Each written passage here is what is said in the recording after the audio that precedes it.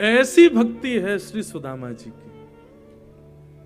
सुदामा जी मिलने नहीं जाते हैं द्वारिकाधीश से, पर दूर बैठे बैठे चिंतन उन्हीं का ही करते रहते हैं। वर्षा हो जाए तो ये सोचते हैं लाला ने पतोना छतरी लगाई होगी कि नहीं, सर्दी हो जाए लाला पतोना कंबल ओढ़ो होगा कि नहीं। ऐसी भक्ति श्री सुदामा जी की, ऐसे सखा हैं श्री सुदामा जी।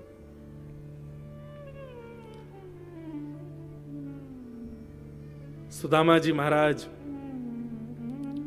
बड़े दीन हैं, घर में धन नहीं है, इतने छिद्र हो गए छत पर कि वर्षा होती है तो कमर कमर तक जल भर जाता है। घर में भोजन करने के लिए अन्न नहीं है, सामग्री नहीं है घर में, लेकिन फिर भी कभी द्वारिकाधीश से मिलने के लिए इसलिए नहीं जाते कि मेरी दरिद्रता देख करके, मेरी दीनहीनता देख करके, मेरी श्रीहीनता देख करके द्वारिकाधीश को ये ना लगे कुछ मांगने आया इसको कुछ दे दो, इसलिए नहीं जाते कभी। व्यक्ति का स्वभाव होता है, बड़े लोगों से जैसे उसके संबंध बन जाते हैं ना, सब जगह प्रचार करता है कि ये मेरे संबंधी हैं। राजनेता या कोई विशिष्ट व्यक्ति के संग फोटो खिंचवाने की होड़ लगी रहती है, क्यों? अपने घर में लगाएंगे ताकि सबको दिखे कि अरे ये तो इसके सगे हैं। पर सुदामा जी कभी अपनी पत्नी को भी नहीं बताते कि द्वारिकाधीश मेरे मित्र हैं, मेरे सखा हैं। प्रेम को बंधुओं जितना गोपनीय रखोगे प्रेम उतना बढ़ेगा, और धन को जितना गोपनीय रखोगे उतना घटेगा। इसलिए धन को प्रवाहित करो और प्रेम को जितना हो सके छुपाओ। और सबसे बड़ी बात है, संसार के प्रेम को प्रकट करो, कोई आपत्ति नहीं, लेकिन आपका जो ठाकुर जी से प्रीति प्रेम है उसको छुपाओ, उसको प्रकट मत करो। सुदामा जी अप्रकट भक्ति के आचार्य हैं, कभी नहीं बताते। एक दिन भगवान ने अनुग्रह किया और एक नन्हे से, एक दीनहीन से ब्राह्मण के रूप में सुदामा जी के घर पहुंच गए। और सुदामा जी की पत्नी सुशीला ने जैसी देखा ब्राह्मण आए हैं द्वार पर, तो सुशीला बोली, भगवान हमारे घर में देने को कुछ नहीं है, आप कहीं और चले जाओ। भगवान बोले, क्यों? हमको आपसे भिक्षा चाहिए, ब्राह्मण बन के आए ठाकुर जी। तो सुदामा जी की पत्नी ने एक ऐसा उत्तर दिया, वो क्या कहती हैं? वो कहती हैं कि मेरे घर में सोवर है, मैंने एक संतान को जन्म दिया है, अभी हमारा घर पवित्र नहीं है, आप अभी हमारे यहाँ की सामग्री नहीं ले पाओगे। ठाकुर जी बोले, इनके तो कोई संतान अभी हुई नहीं, ये ऐसे क्यों बोल रही हैं? ब्राह्मण बन के आए थे। भगवान बोले, अच्छा तो 3-4 दिन बाद सोवर उठ जाएगा तब आ जाऊं? सुदामा जी की पत्नी बोली, नहीं, हमने दरिद्र पुत्र को जन्म दिया है, उसका सोवर जीवन पर्यंत रहेगा। दरिद्र पुत्र को जन्म दिया है मैंने, मतलब कह रही है कि पुत्र को जन्म, वो कहना ऐसा चाहती है कि हमारे घर में दरिद्रता है, श्रीहीनता है, देने के लिए कुछ नहीं, और ये जीवन पर्यंत रहेगा, इसलिए आप कभी मत आना मांगना।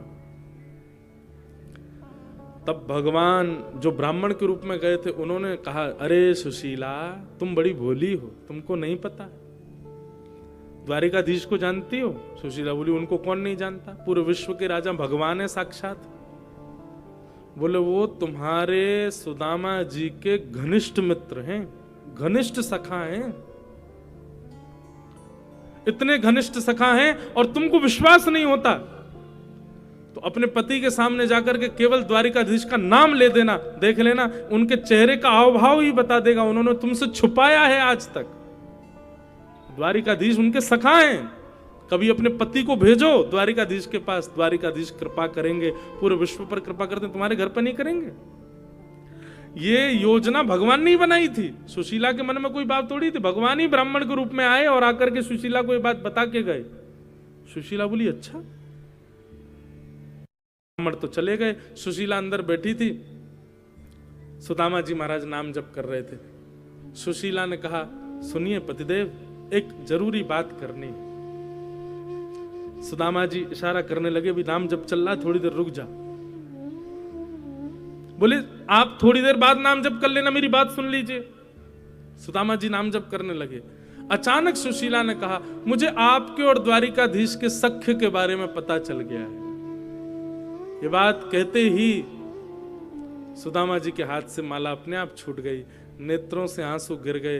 ब्राह्मण ने कहा था कि सुदामा जी का मुख ही बता देगा कि उन्होंने ये बात छुपाई है आपसे। सुशीला ने जब नेत्रों में अश्रु देखे और सुदामा जी की स्थिति देखी, वो समझ गई कि ब्राह्मण सत्य कह के गया। भगवान आप क्यों ऐसा कर रहे हैं? द्वारिकाधीश आपके सखा हैं, वो पूरे विश्व का भरण पोषण करते हैं। आपने कभी मुझे नहीं बताया, कभी उनके पास नहीं गए, आज तक मुझे लेकर के नहीं गए, क्यों? आपको अच्छा लगता है बच्चे भूखे सोते हैं, हमारे घर में 4-4 दिन तक भोजन नहीं बनता। सब पर कृपा करने वाले द्वारिकाधीश आपके सखा हैं, आप इस बात को छुपाए बैठे हैं। सुदामा जी महाराज बोले, देवी बस इसी भय से मैं कभी नहीं बताता था, क्योंकि अगर मैंने कभी बताया तो तुम यही सब बोलोगी कि उनके पास चलो, उनसे मांग के आएंगे, वो थोड़ी कृपा करेंगे, हमारा घर संवर जाएगा, बच्चों को भोजन मिल जाएगा, घर में सामग्री आ जाएगी। ये सख्यता का उपहार मांगने जाऊं मैं कृष्ण से कि मेरे घर की सारे आर्तों को दूर कर दो? मैं काय बात का सखा फिर? मैं इसी भय से तुमको नहीं बताता था, क्योंकि तुम मांगने को ही कहोगी। और मेरा सख्य ऐसा नहीं कि मैं कृष्ण को ये कहने जाऊं कि मेरे घर में ये भरण पोषण कर दो या ये कर दो, और मैं कुछ ना भी कहूंगा, वो अंतर्यामी है, देख करके समझ जाएगा, फिर दे देगा, तो मुझे ऐसा लगेगा कि मैंने अपनी सख्यता को निभाया नहीं। कष्ट पड़ने पर, विपत्ति पड़ने पर मैंने उनको याद किया। मैं विपत्ति सह लूंगा, कष्ट सह लूंगा, लेकिन मेरी दरिद्रता को वो पूर्ण करे, आकर के मेरे आर्तों को पूर्ण करे, इसलिए मैं उनके पास नहीं जाऊंगा, और इसलिए मैं किसी को बताऊंगा भी नहीं कि वो मेरे सखा हैं। मुझे इतनी कामना नहीं है उनसे। संसार में बंधुओं कोई भी ऐसा व्यक्ति है जो आप श्रेष्ठ हो गए हो और आपसे बिना किसी कारण से जुड़ा हो? नहीं, सबका कारण है।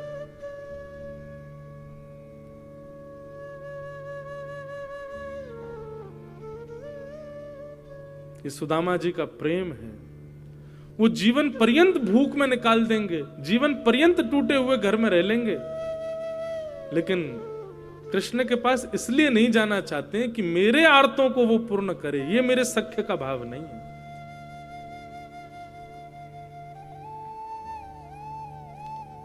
आज द्वारिकाधीश यानी सोने की नगरी में रहते हैं।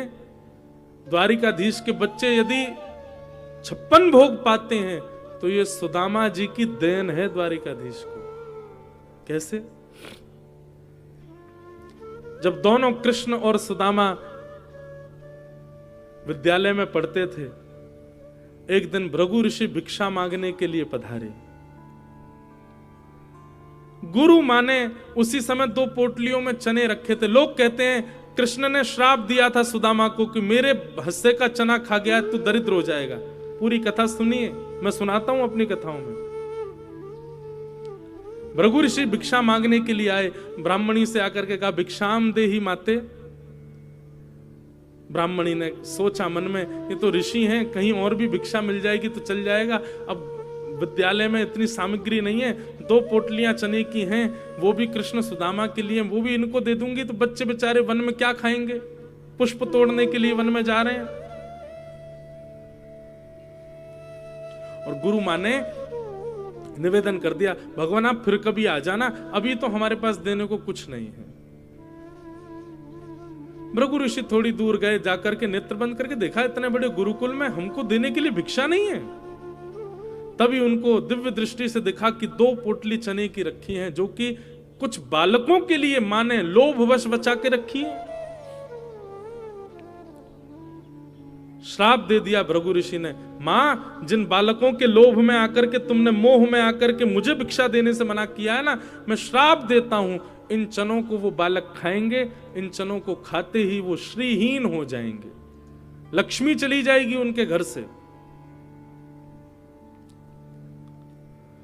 सुदामा जी वहीं एक वृक्ष के नीचे बैठ करके तुलसी तोड़ रहे थे और सुदामा जी ने यह श्राप सुन लिया कि भृगु ऋषि ने श्राप दिया है, उन चनों को जो पाएगा वो श्रीहीन हो जाएगा।